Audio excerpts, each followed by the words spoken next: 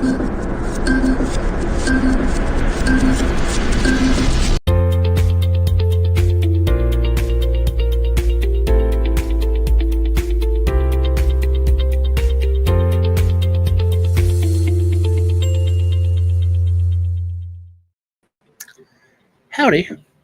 Oops. Let me mute this. There we go. Welcome to True Tuesday second half. First half was over on Lisa's channel.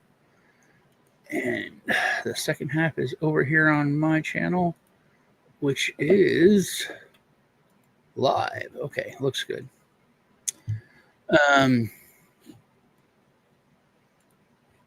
Lisa was talking about the veritasium stuff over there. And we're just talking the usual, usual stuff. So what do you want to talk about now?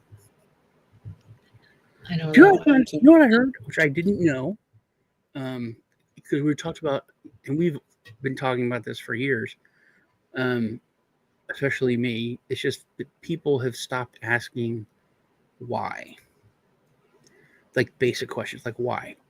Because we've gotten to the point where we accept such dumb answers from whatever authority. But so I heard about Oswald, and he was in Dallas, and supposedly took a shot at the president. You're muted, but why was he there? Did you ever hear anyone ask that? Why he was in Dallas? I am would be better person to ask about that. I can't remember. He just got hired. He just got hired for a new job. Do you know who hired him for a new job and put him in Dallas? Like Bush's dad or somebody? No, it was a lady. But the organization she worked for that brought him there is an organization called USAID. No way. That's what I said. Yes, he was there because USAID had got him a job in Dallas. And they just do everything. So why would that not be like one of the first questions regular folks asked? And the woman who got him hired, direct connection to CIA. USAID, CIA. It was like everything we learned about USAID that happened now literally could have been broke back then. And imagine the decades of crap that would not have been allowed to happen. But I thought that was interesting. I thought that was an interesting truth. Very interesting and great that you tied that all together. Like that's where all these little pieces coming together. And somebody had shared something about the Department of Labor, something in like Lansing, Michigan. The parking lot's completely empty. And they're like, where are these people? Like, who's working in this building? And I said, what would be interesting is I heard something, and someone else had said this previously. And so I'm just repeating somebody else's point. They said, look into that actually the government doesn't own those big buildings that they're leasing. And it actually ends up being like congressmen and women's wives or spouses, wives and husbands. And that these government contracts are going to these congressmen and women's spouses, and they're leasing out these huge government they're not government buildings. They're owned by, congressmen and women or these influential people, patting somebody's back, but they get these, giant buildings, they buy them. And then, we put all these government agencies in to lease for these long tail contracts. And that's some of the ways that they run this, they can make the whatever they want, something insane. I find myself having ideas and wanting to Ruth Payne. There we go. I find myself wanting to. There's this line from Judge Dredd, and the bad guy is a bad guy, but it's like everyone's the good guy in their own story. So he wants order, but he wants to, get order through like totalitarian, and he wants to start killing people. And I really do believe that he has this line: we have to expand executions to incorporate lesser crimes because there's too many people. Prison's full. We got to get rid of people. Can't feed everyone. Can't take care of everyone. Just wants to kill people. I think that we've gotten to the point where we really need to have, and we've talked about this. Joe's talked about this. We need to make it so that corruption is gross. It's like, oh, you're arrested. What are you in jail for? Oh, marijuana. Whatever. What are you in jail for? Oh, rape. Ugh, get out of my house. It needs to be that. Murder, rape, horror, like corruption. Dude, I don't even want you in my town. Right. It's not. It's like a white collar, trying to get over on the system. All right. It's almost cool. And it's accepted. And we have to start, I think, once you get above like county level, if you're the state and your state level corruption, I think it should be on the table for execution, at least, or life in prison. No more fines, no more maybe fines, no more just. Well, it's a form of being a traitor. Yeah, it is treason. Yeah, it's treason. You're stealing from your. You broke your oath or your contract with. You're stealing from the citizens. Mm-hmm. You're stealing from people. But it's not just theft, though, Sean. If you think about it, like it's treasonous. They broke their oath of against the Constitution, of their oath to serve. It's treason. It's literally treason. Yeah, it is. And there is a consequence for treason. I think the consequence has to be much bigger, and it has, because you're not scared. The worst thing you can do is you're going to have to resign and be shamed. Shame is that's like stealing office supplies. Shame. It's not that you stole hundreds of thousands or millions of dollars through a scam where you bought a building and then rented it out to the government where nobody came. I mean, that's a huge thing. And I think we all get caught in this, and we're starting to get out of it. I remember I talked to you. This dude was on Rogan, and we were talking about Podesta and some other people, Clintons, and he was saying, they did this, and then Joe Rogan was like, yeah, and what about the fact that this, and he started talking conspiracy stuff, which probably is all true, but he's like, no, stop. You don't need to go off there. You don't need to go to the gray area. There's more than enough black and white stuff that's provable, and it's right here in your face. That's it. We don't need to even look at don't even bring that up, because that muddies the water of the argument. Then you start arguing about these little tangents instead of the 10 things that are super. Look at the artwork in Podesta's house. Look at what he was also part of this society, maybe, and he went to this website, maybe, and it's like, no, who cares? This was what he, had in his bedroom. Look at this. This is right. Provable, and it's a way to. It muddies the waters. This guy supposedly is a big Hollywood muckety muck, guy, but he's like producer, that kind of thing. Like, you don't know who he is, but the people in the business know he's like this super huge guy. And he was on Bill Maher, his podcast, and he's like, every time you put a book out, or you seem to come more and more like MAGA right wing. You're like a right wing, but he goes, yeah, it's because I'm like learning stuff, He said, last time you were on the show, you said this, and then I said, do you think that the election was stolen? And you said no. And he goes, and now in your book you said you think it is. What changed? He goes, it's weird you bring that up. It was your show. After I said that, the next day In the morning, I got a phone call, and my assistant's like, "President's on the phone." He goes, "Joe Biden's calling me?" He goes, "No, Donald Trump." And he was like, "Oh," so he gets the phone. He's like, "Hello, Mr. President. How are you doing? It was an honor for you to call me. What's up?" He goes, "Yeah, I saw you on Mars. Great. But you really pussed out on the last question about that." And then he said he talked to me for 25 minutes. And when I got off the phone, I had a different opinion, and I started to research stuff and look into it myself. And then he said, "So now I do think it was, the election was absolutely stolen." And then Mars like, "Hey, it's been proven in every court and every agency. Like 4 different agencies have their own cyber investigations, and they've all said the machines were." He goes, "No, no, no, no, no. I don't care about machines. I don't care about that's what."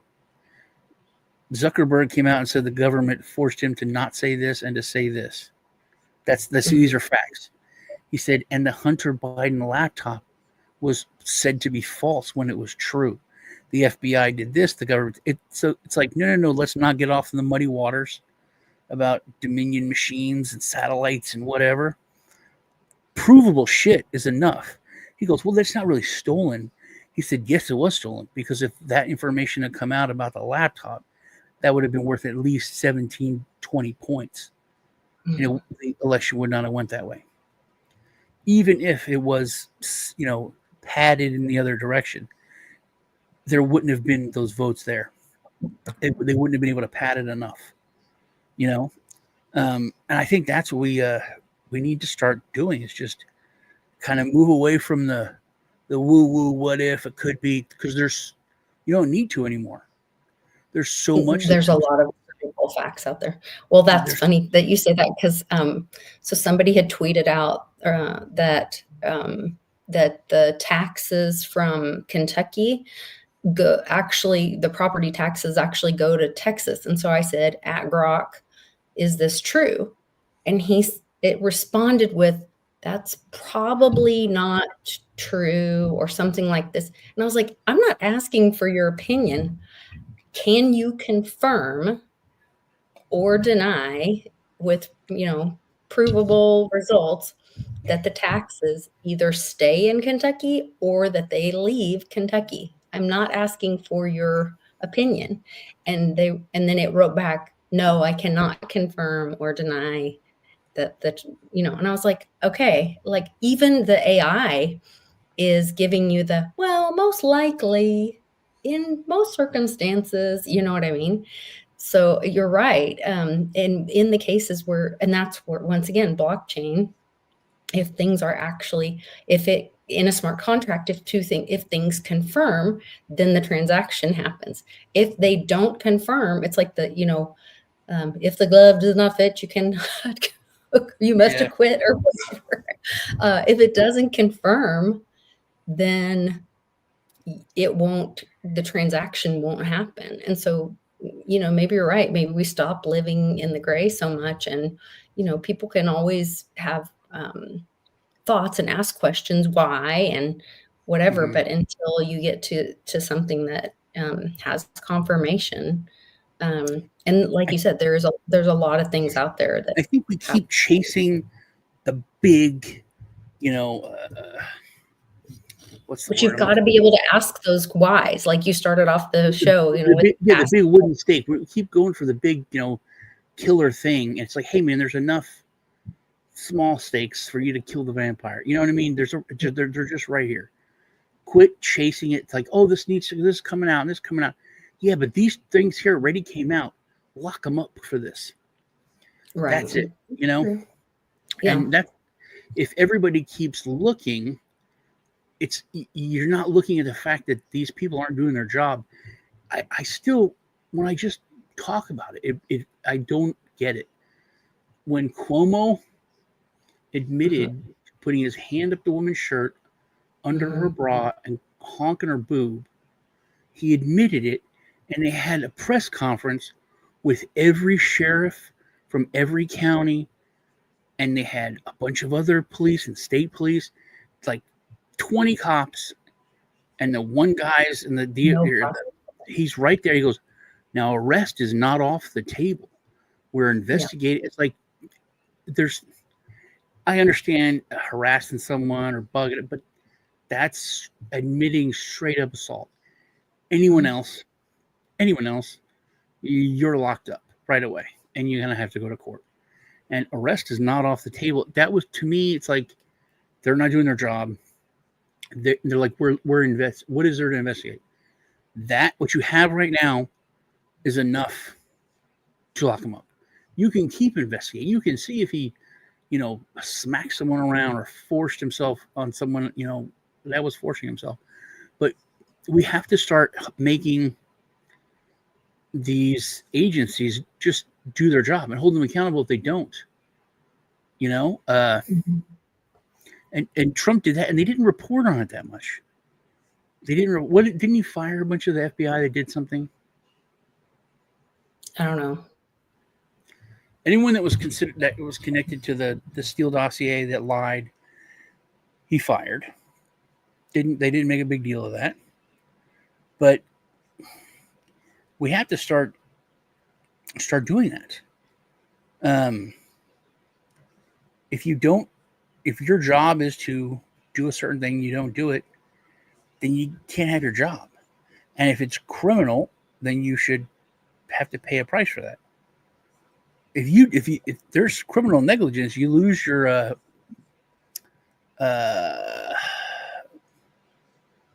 qualified immunity. Oh, really? Yeah, that's I thought it was if they were on the job, they didn't.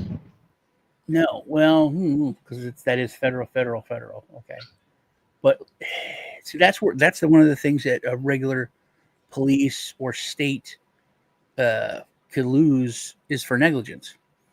You lose your qualified immunity because you're not doing your job. If you do your job and you do something, you have qualified immunity.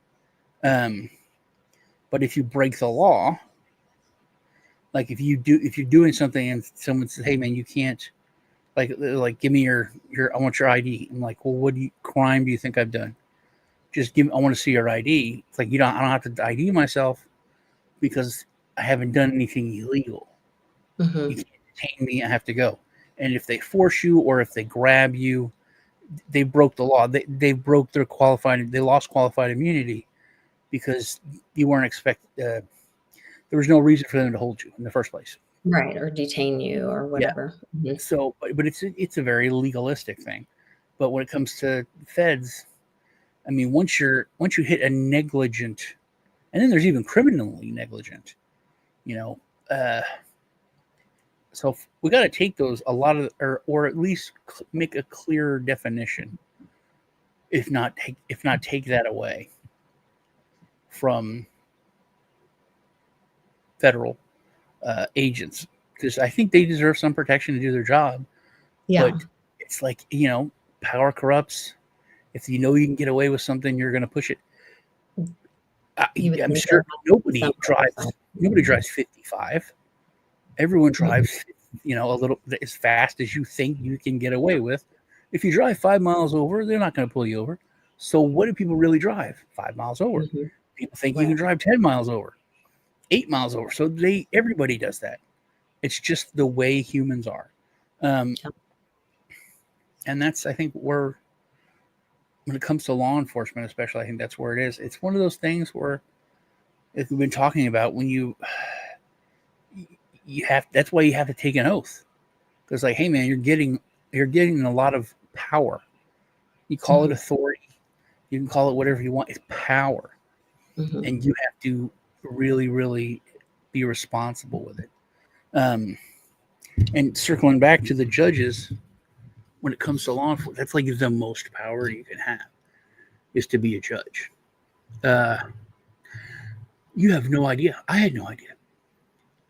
There was this kid. Oh, go ahead. I'm sorry. This kid he's a little shit. His girlfriend was like over here with Robert. Anyway, I told him, get the fuck out of here, dude. I made him leave, and he threw a brick from my garden and broke my window.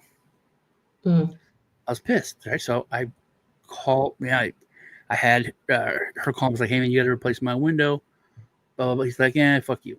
So I called the police. and like, hey, this dude broke my window. I didn't want to press charges on him. I didn't want to do it. I just wanted to pay Hold for them my accountable. Yeah. Yeah. Okay. So because he was, he was fighting with his girlfriend, or whatever, but I kicked him out. We have this dude as a judge. He's insane. He's crazy. His name is literally Wild Bill. It's I can tell you stories about this guy. But so we go to the judge. Have to go to the judge, and he's like, "I'm going to do this. I'm going to issue a warrant, but you can't. I couldn't rescind it. Like once he started, he's like, you can't take away the charges. You can't refuse, whatever. You got to go do this. All right, fine, sure, judge. But he's crazy. And anyway, this kid was working in 2 towns away. Right? This cop went 2 towns away into Walmart, arrested the kid, brings him back. Right? His mom comes to me. She's freaking out, crying. I was like, hey, I tried to talk to you guys. I just wanted to pay for my window. She's like, here, I'll give you $200 for your window. It's, I was like, okay. I said, I can't do anything. I'm sorry. I was like, he has to go to court. They're going to, they charge him with, vandalism or whatever. Started. Yeah. And I said, I can't. The judge specifically told me if I tried to pull the charges, he's going to fuck with me. He's crazy. And she's German. His dad's in the military town. He married her over there in Germany, got her pregnant, right? So this kid is German American. The judge was deporting him to Germany. A kid that was born in an American hospital from an American dad who married the woman. He was deporting the kid back to Germany and getting his U.S. citizenship revoked. This is a local justice of the peace, not a state judge, not even a county judge. Local justice of the peace. Surely they could appeal that. I don't know. I pulled the charges, and he was pissed. But I was like, that's insane. Really bad. I was like, no. Are you? And then I checked on it. And he's like, yeah, I'm getting that kid out of here. I was like, Judge Price, that seems a bit much. I just want, my $240 to get my window fixed. That's all. Mm-hmm. And he's like, well, I told you, we're doing this. We're following through all the way. But so my point is they have, like any judge, when it comes to the law, they have so much power, so much authority. But judges can't, so it's my understanding, like judges can't, they just rule on what is presented to them. Like they don't make up orders. Like that's part of the thing, is that the petitioner, the person that brings the problem, is the petition. They petition the court to take to rule on something. They don't, the court itself doesn't take action, so they don't come up with stuff. The petitioner says, oh, I'm petitioning for this action against the defendant of the action. Like, well, judges have so much authority. They give authority, and they rule on what the petition is of what the action to be taken is. They rule, but they also have so much authority. They give authority. Like the police are like, we know this, and we want to go into this place. We're not allowed there because of the Constitution and laws, but we want to go in there. A judge says, you may go in there. He's like a magic man. He's like, you can go into that place. Here's a piece of paper. I put my name on it, and I got a warrant. I can do what I want. The judges can do that. Judges have so much power. That's why it has to be tempered with so much responsibility. And I think we're seeing there's not a lot you can do against judges whenever if they do go rogue. You can have them disbarred. You can have them, they basically just take away their job. Which once you're a judge, you don't need the job. You've been a lawyer. You've had, it's not like I'm screwed. going to lose my house because I'm not a judge anymore. It's not like that usually. But I think the judicial system now that I've, that now that we've seen what we've seen, I think it has to be revamped as well as everything else. It's just not.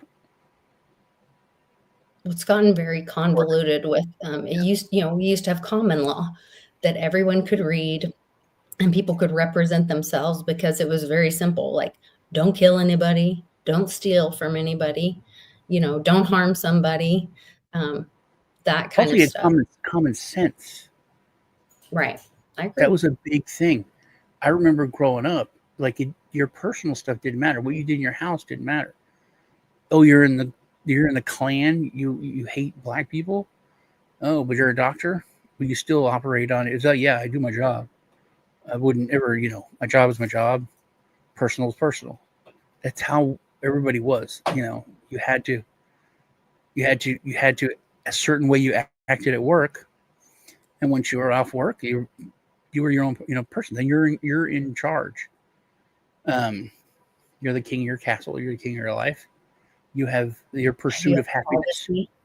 Before we all started putting all of our life on Facebook and all of our opinions mattered more than everyone else's opinion. Yeah. But I growing up, I remember that's how it was. Yeah. That was still weird to me because I'd been, a manager of places and of the boss, and it didn't matter whatever personal stuff didn't matter. People would come in and like, hey, I don't like this guy, blah blah blah. He's doing this or he's this way. I was like, so he's doing his job.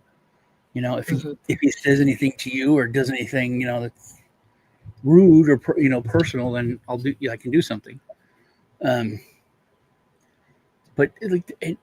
and whenever I had to do something uncomfortable, I would go. When I was manager of Domino's, it's a rule book that's literally like 6 inches thick of all the laws and rules for Domino's. Mm-hmm. And this dude, he stunk so bad.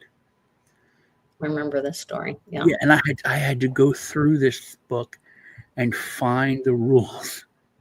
And it was in there that you had to be hygienic and blah blah blah, and you couldn't. It did say you couldn't have any kind of foul odor. And I had to bring him out like, hey man, complaints, you're violating this rule. Here it is in the book. You got to take care of it. But if someone had a Confederate flag on their truck or something, mm-hmm. I can't say anything about that. It's his truck, man. Mm-hmm. Well, and he's even delivering pizza with the Domino's, car topper on it. Nowadays, there's no way you get away with that. Right. You're like, hey, you're representing Domino's, you're representing the company, you can't have that. But back even in the 90s, that was, hey, that's your truck. Okay, as long as it passes a safety inspection. I can do a safety inspection, but I can't talk about your bumper stickers or your decor or your paint, mm-hmm. But now that's all out the window. Very, very weird to me, Yeah. Things have changed a lot. Yeah. Well, that's when they got judges to legislate from the bench. Their job is to interpret the law. You know who else's job was to interpret the law? Those people with the Chevron doctrine. That's literally what the Chevron doctrine was about. Those agencies were given authority and power to interpret the law and to run with it. It's the same thing. That was unconstitutional. That's where that was wrong, and that was pulled back because they were agencies interpreting the law. Judges are supposed to interpret the law, and that is constitutional. That's correct. Well, I think they're see, that's a gray area, man, because Congress is supposed to pass the law, and then that's what we're talking about. Judges can interpret it in a weird way, like that one judge could and did many times. So Congress has to tell them clearly what the law is. Which I think maybe we're getting to the point where Congress is going to be working their ass off because they're going to have to tell judges what the law is. And then they will be held accountable by we the people, because they voted to make a law, and it either follows what we the people told them to do or not. And that's why right now they don't want to do that, because they want to get reelected again. They don't want their votes to show that they voted for a law to pass or not to pass. Right now they can just go, oh, I'm ambiguous and I didn't do it. Yeah. And Speaking of that ambiguous thing, three-letter agency. There's a lot of stuff that the Trump administration is putting out about stopping fake news, and we're, no more propaganda, and we're doing that. Like, this is the why question, then why don't you just get rid of that law Obama signed? Why don't you just make it illegal for any news agency, anyone to give propaganda to the United States citizens? Why wouldn't you repeal that law? For the movie. We're still in the movie. They still need it. What? For the movie. We're still in the movie. But if you want to stop that, if you want to stop propaganda in the United States, why wouldn't you just repeal the law that allowed propaganda in the United States? Because they need it to finish the movie. So they can't actually do that yet, but they're bringing it to people's attention that has been happening. We're not done yet. Hopefully by July 9th, the movie will be over. That's true. I think government is basically just a kind of a corrupt regime. Any government you set up, you have to give it authority and power, and authority and power always corrupts, man. It's the way it is. All right. Well, it was fun hanging out with everybody. Lisa's about to get hit by a storm, so I know we've got tornado watch tonight, so everybody stay safe wherever you are. So it'll probably hit me later tonight then, or tomorrow. Maybe. No, it was supposed to hit us earlier. As a matter of fact, I remember. Oh, was it hitting you? It's moving this way. It is? So you might get it later. Okay. I know we're supposed to get hit by rain like 9 in the morning today, but it's just been gross. So It's just been just humid and nasty. Please hit the like button. Appreciate y'all. Love you. Oh man, there's a video I wanted to pop. Okay, give me a second. Talk about something. I have a new one. I forgot to play today. I meant to play it, but I'll play it. What's that? I uploaded a new little clip from a movie I just watched. I wish I could remember the movie, but it was really good. I'll play it next week. Okay. I can't believe I forgot to upload this video. I need to send it to you. I wonder if I can. There's this one commercial to get your trans prep for free. It's on YouTube that I thought was weird. No. Where is it? Send it. Maybe I put it here. I did put it here. Okay. Okay, we're going to go out with this video. It's hilarious. It's uploading. There's my the aliens and the debt. That's a funny one. Hey Lisa, what's a goatee? What's a what? What's a goatee? Goatee is the little thingy. Damn. So these aliens said that humans can't say what a goatee is without touching their face. Oh. And you just touched your face. I thought that was weird. But no. What do you mean aliens said that? The aliens that said the thing about the debt and everything. Did you see that video? It's hilarious. No. Two guys are like blue aliens, and then they go like they're talking about humans like they're ridiculous, and they interview people on the street. All right, here we go. Here's the video. Love y'all. The FBI tells NBC News it was some distance from Ground Zero that a civilian found a passport lying on the street belonging to one of the suspected hijackers. Sir, we found the passport belonging to one of the hijackers, blocks away from the attacker. Excellent work, Special Agent. Free the 5 dancers at once. Sir, what if someone just planted the passport there? Heck! Nonsense, you fool. We must invade the entire Middle East. The indestructible passport is gone. Someone took it.